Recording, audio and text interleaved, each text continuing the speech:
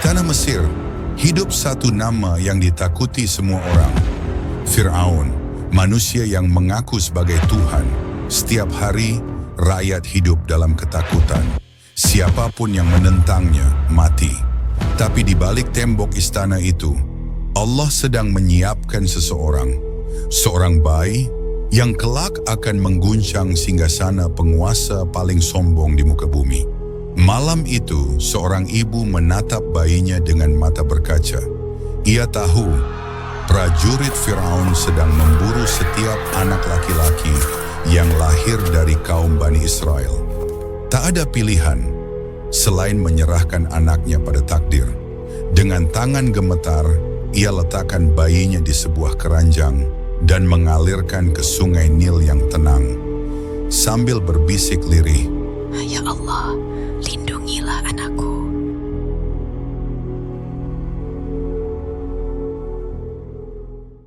Dan lihatlah bagaimana Allah bekerja. Bayi itu justru ditemukan oleh istri Firaun sendiri. Bukan untuk dibunuh, tapi untuk dibesarkan di dalam istana musuhnya. Tahun demi tahun berlalu, Musa tumbuh jadi pemuda kuat, cerdas dan berhati lembut. Ia hidup di tengah kemewahan istana, tapi hatinya selalu gelisah saat melihat bangsanya disiksa dan direndahkan. Allah sedang menanamkan rasa empati dan menyiapkan keberanian. Hingga suatu hari, Musa melihat seorang penjaga Mesir memukul habis-habisan seorang budak Bani Israel. Ia mencoba melerai, tapi satu pukulan, satu amarah, dan nyawa pun melayang. Musa terdiam, nafasnya memburu, wajahnya pucat. Ya Allah, aku telah menzalimi diriku sendiri. Ia takut, ia menyesal, dan ia pun melarikan diri, meninggalkan istana, menuju padang pasir. Di tengah panas gurun, Musa berjalan sendirian. Tak tahu arah, tak tahu tujuan, tapi Allah menuntunnya.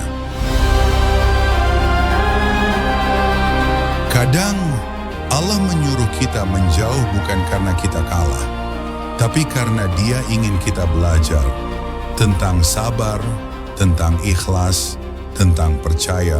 Suatu malam, dalam perjalanan pulang bersama keluarganya, Musa melihat cahaya api dari kejauhan.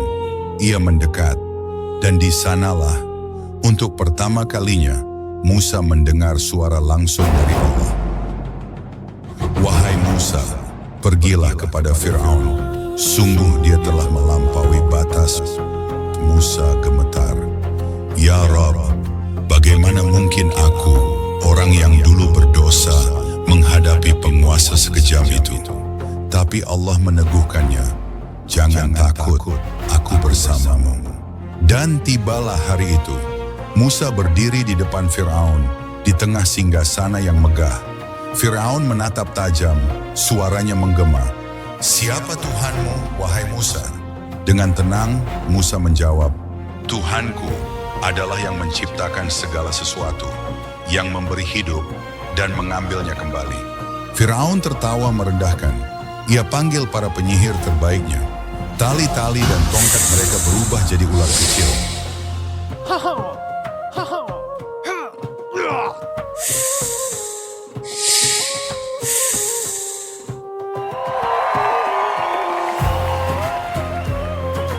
Tapi saat Musa melempar tongkatnya, ia berubah jadi ular besar yang menelan semua sihir itu.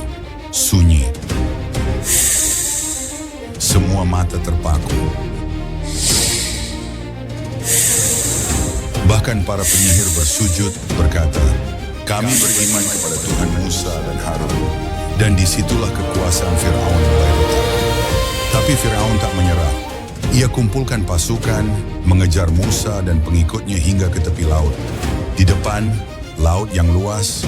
Di belakang, pasukan yang siap membunuh. Kaum Musa panik, tapi Musa berdiri tenang. Tidak, sesungguhnya Tuhanku bersamaku.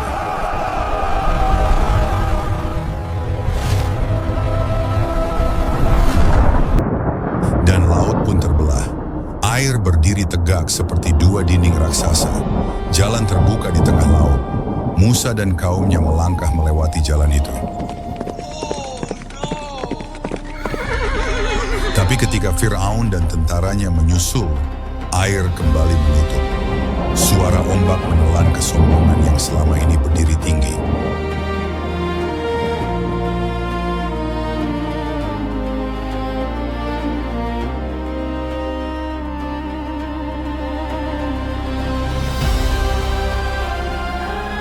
Pagi pun datang, laut yang semalam bergemuruh kini tenang. Musa berdiri di tepi pantai, menatap ombak yang jadi saksi kuasa Allah. Fir'aun tenggelam bersama keangkuhannya, tapi nama Musa hidup selamanya sebagai simbol keimanan, keteguhan, dan keberanian untuk berkata benar, meski dunia berkata salah. Karena keberanian sejati bukan berarti tak punya rasa takut, tapi tetap melangkah, walau hati gemetar, selama Allah bersamamu. Sungkannya, dalam detik-detik terakhir, Fir'aun menyadari ketidakberdayaannya. Al-Quran mencatat pengakuannya. Ketika ia hampir tenggelam, ia berkata, "Aku beriman bahwa tidak ada Tuhan selain yang dipercayai Bani Israel, dan aku termasuk orang-orang yang berserah." Quran Yunus ayat 90. Namun iman yang datang terlambat itu tak diterima. Allah berfirman, "Apakah sekarang kamu mau beriman, padahal sebelumnya kamu termasuk orang yang membangkang dan korup? Hari ini kami abadikan tubuhmu agar menjadi peringatan bagi umat berikutnya, meski banyak yang tetap lalai terhadap tanda-tanda kami." Quran Yunus ayat 91 dan 92. Firaun menghabiskan hidupnya menyesatkan kaumnya, menindas yang lemah dan menolak kebenaran. Pada akhirnya Allah menenggelamkannya di dunia, dan pada hari kiamat ia akan memimpin kaumnya menuju siksaan yang kekal sebagai balasan atas kesombongan dan kezalimannya. Quran Surah Hud ayat 98 dan 99. Kesombongan yang menutup hatinya sendiri menghancurkan Firaun, menolak Sang Pencipta, mengaku sebagai Tuhan palsu, ia kini tenggelam di bawah gelombang dahsyat. Sementara itu, Allah menyelamatkan mereka yang beriman kepadanya. Sejarah kemudian menyingkap jejak nyata. Pada tahun 1881, tim arkeolog Mesir bersama peneliti Barat menemukan sebuah cache pemakaman kuno di Deir el-Bahari, Luxor.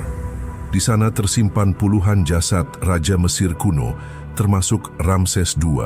Tubuh para Firaun itu masih terawat hingga kini. Sebagian sejarawan menghubungkan Ramses II dengan sosok Firaun yang menentang Musa alaihi salam. Meskipun perdebatan akademik masih terus berlangsung, bagi kaum muslimin, jasad para Firaun yang kini bisa disaksikan di Museum Mesir, Kairo, menjadi pengingat nyata bahwa kesombongan dan keangkuhan di hadapan Allah Subhanahu wa Ta'ala berakhir dengan kehancuran. Firaun telah tiada, namun bayangan tiran masih hidup dalam wajah-wajah baru. Keserakahan, penindasan, ketidakadilan sosial, dan kerakusan terhadap alam. Kisah Musa dan Fir'aun bukan sekadar sejarah, melainkan pesan abadi bahwa siapapun yang menindas pada akhirnya akan ditumbangkan. Tugas kita hari ini adalah memilih, apakah kita berdiri bersama Fir'aun zaman ini atau bersama Musa yang membawa kebenaran. Pilihan itu akan menentukan masa depan kita.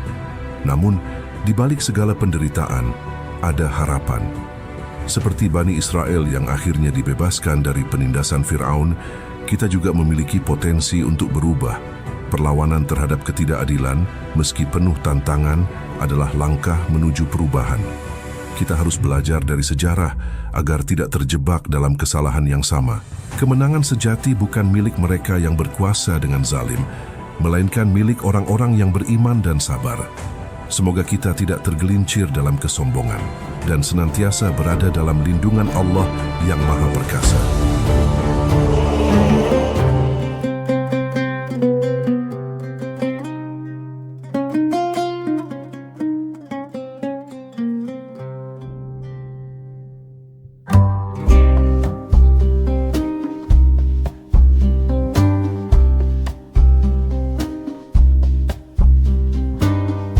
In the quiet of the night, Musa did call.